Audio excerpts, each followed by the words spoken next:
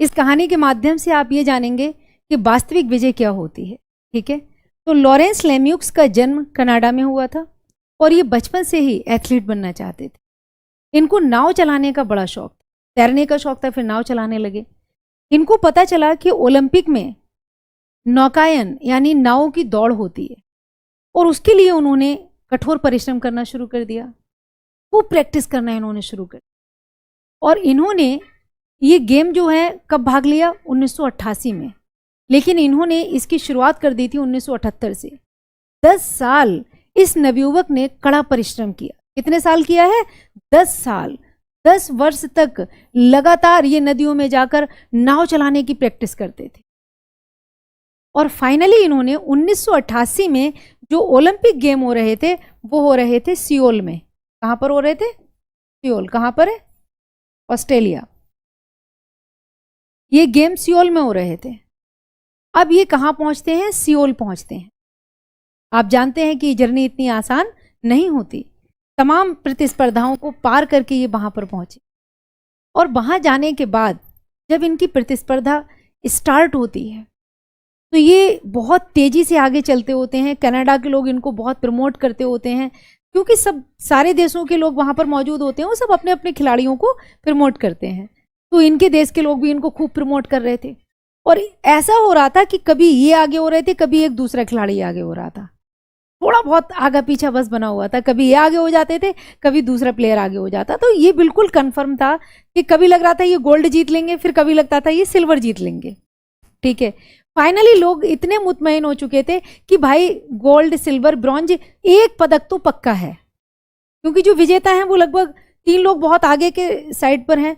और एक टाइम ऐसा आया कि जब लॉरेंस लेम्युक्स ने दोनों से ज्यादा बढ़त ले ली और वो आगे की तरफ आ गए, तभी अचानक उनकी नजर समुद्र में ही पड़ी जहां पर एक दूसरी गेम प्रतिस्पर्धा चल रही थी।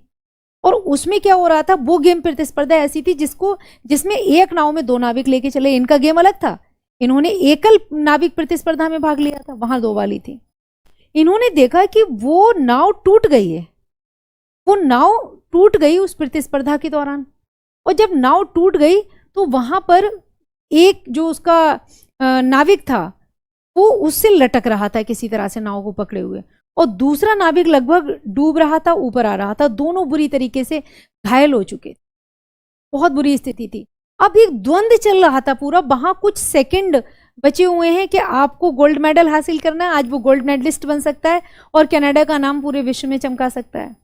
और दूसरी तरफ वो एक दृश्य देख रहा था, उसने कहा जब तक बचाओ दल यहां पर आएगा। अब उसका दिमाग जो कह रहा है वो क्या कह रहा है कि अगर बचाओ दल जब तक यहां पर आएगा तो क्या होगा, वो डूब जाएंगे और ये दोनों लोग मर सकते हैं, क्योंकि बचाओ दल लोगों को अभी पता ही नहीं है कि यहाँ पर कुछ इस तरीके की घटना हो गई है। तो फाइनली अब एक तरफ वो मुड़ के देखता है तो वो सबसे आगे है और उससे जो पीछे वाला है वो उससे थोड़ा ही पीछे पे बना हुआ है और उनकी जो मंजिल है अभी उस तक पहुंचने में थोड़ा सा टाइम है। तो फाइनली वो कहता है मैं क्या करूं। उसके सामने 2 विकल्प हैं। एक तो वो भाई अपने लक्ष्य पर फोकस रहे जिसके लिए उसने पिछले 10 सालों से मेहनत की, ठीक है, और वो अपना लक्ष्य हासिल कर ले, गोल्ड मेडलिस्ट बन जाए और हमेशा के लिए उसका नाम इतिहास में दर्ज हो जाएगा। और दूसरा मुद्दा यह है कि वो उन लोगों को बचाए, लेकिन अगर उन लोगों को वो बचाने जा रहा है तो उसके जीवन भर का ये सपना टूट जाएगा। दोनों प्रश्न उसके दिमाग में कौंधे। अचानक लॉरेंस लेम्युक्स ने एकदम से अपनी नौका को मोड़ लिया, जबकि वो अपने लक्ष्य के बहुत करीब था, और उसने अपनी नौका को मोड़ा और वो मोड़ने के बाद में तुरंत उन दोनों नाविकों के पास पहुंचा। उन दोनों नाविकों के पास पहुंचा, उनको सहारा दिया और अपनी नाव पर उन्हें चढ़ा लिया।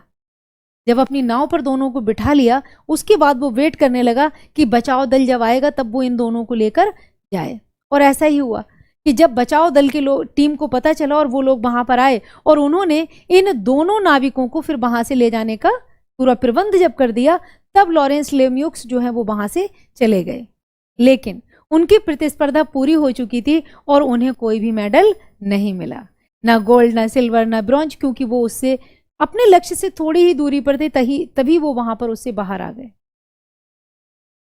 और उसके बाद में क्या होता है कि ये पूरे नज़ारा जो था वो जब पता चला बाद में लोगों को, उनके पिछले वाले खिलाड़ियों ने भी बताया, कुछ और लोग भी देख रहे थे, सबने बताया कि भाई ये सब कुछ हो गया। तो जब उनसे पूछा गया कि आप अपने लक्ष्य के इतने करीब थे, आप इसको अनदेखा भी कर सकते थे, तब उन्होंने कहा कि आप सही कह रहे हैं, ये सपना मेरा ऐसा था जिसके साथ मैं जिया था।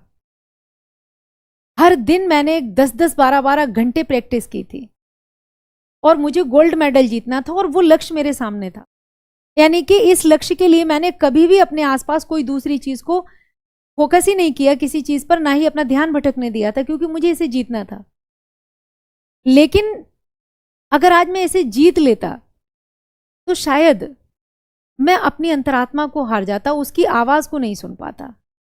किसी भी प्रतिस्पर्धा में जीतने का मतलब ये नहीं है कि हम सब कुछ दांव पर लगा दें या फिर हम किसी भी कीमत पर उसको जीत लें। मैं जीतकर गोल्ड मेडलिस्ट तो बन सकता था, लेकिन मैं 2 लोगों के जीवन को दांव पर नहीं लगा सकता। मैं उनके जीवन की कीमत पर यह गोल्ड मेडल हासिल नहीं करना चाहता था, इसलिए मैंने उनको बचाने का निर्णय लिया। उनके काम की प्रशंसा हुई, ओलंपिक कमेटी में भी ये बात पहुंची। फिर ओलंपिक कमेटी के सदस्यों ने उनके नाम पर और उनके काम पर पूरा विचार किया और उसके बाद उनको एक पदक दिया गया।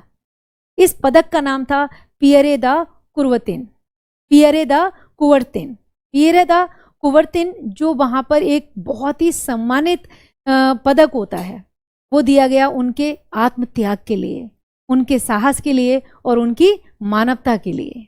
उनकी मानवता, साहस और आत्मत्याग, इतना बड़ा लक्ष्य आदमी जीता है उसके लिए जब वो अपने लक्ष्य के नजदीक होता है, और उनको उनकी जिस काम के लिए ये पदक दिया गया, इसके बाद पूरे विश्व के अखबारों में जो है वो लॉरेंस लेम्यूकस के विषय में कहानियां छपी और लोगों ने पढ़ा।